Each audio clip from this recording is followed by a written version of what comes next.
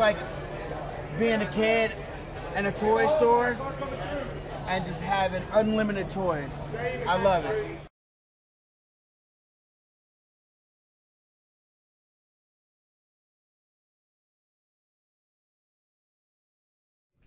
Always a pleasure to talk to you, bro. Likewise, likewise. You've been putting out a career of great movies. It was great to see the ABFF honor you this year for that, because you was well deserved in that.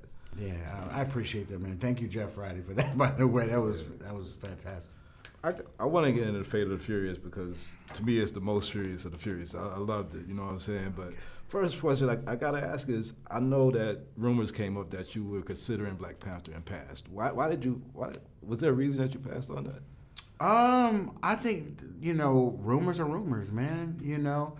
I'm glad that Coogler's doing it. He's dope. He's a dope new voice, and you shouldn't believe everything that you hear. Like I said, rumors are rumors, bro. Yeah. Speaking of Coogler, I mean, along with your success, this would be probably the third movie that you had that grossed over $100 million, and with Cool, you are one of 10 Black directors who have done that. Has that set a new bar? I mean, we all grew up looking at Spike and everything else and know how great projects he put out, but now we're doing box office numbers. Is that something that's now more important to us as artists and directors? I think it's all important. I think that if your vision requires a certain number, a certain size, and that diverse artists are getting that same shot, I think that's great. You know what I mean? There's a shift in the business that's happening.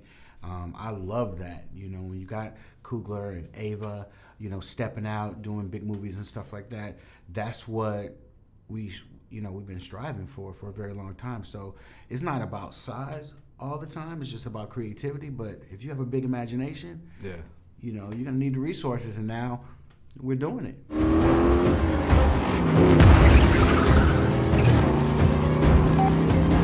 Go still.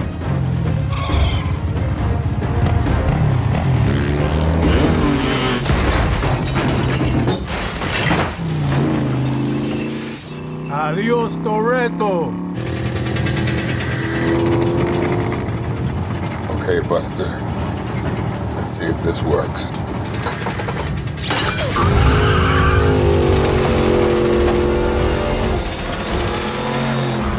That's impossible.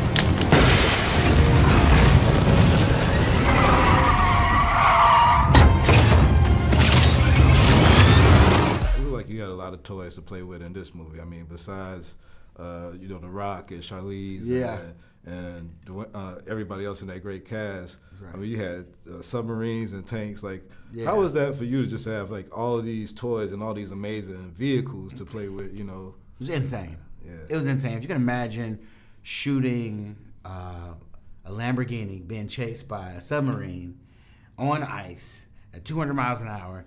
It's insane, you know what I mean? Just the logistics, the physics, the science behind having to shoot an action sequence on ice, or to shoot a car chase through Manhattan, or a car chase through Cuba, which had never had a studio film ever shot there before, especially at the size with no infrastructure.